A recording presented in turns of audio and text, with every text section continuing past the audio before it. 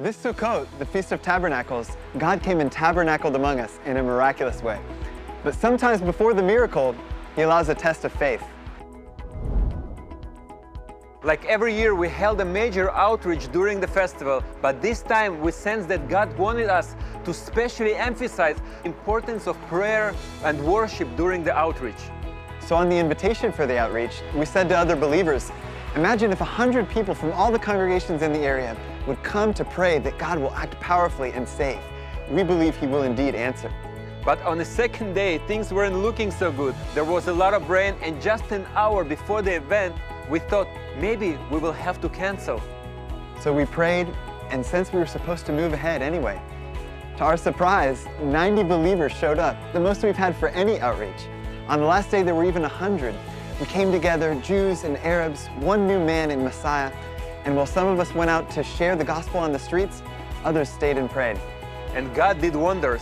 Thousands of Israelis heard the gospel, and more were interested than we have ever seen before.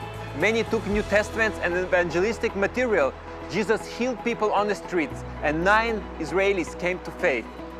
As we were showing God's love practically, giving out lemonade, doing face painting, playing music, and all for free, many were touched, and a few even broke down in tears.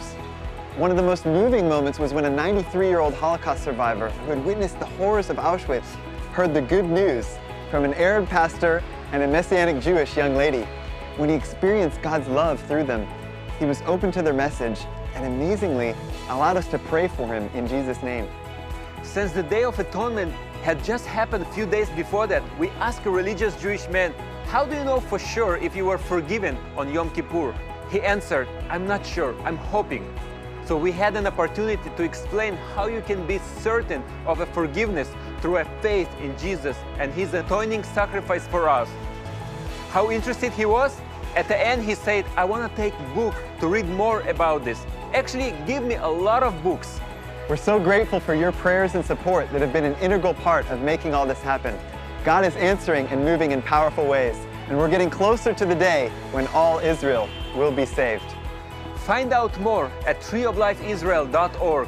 Please partner with us in this harvest and get our newsletter with the inspiring stories, new videos, and prayer points by clicking on the link in the description. Shalom from Israel. God bless.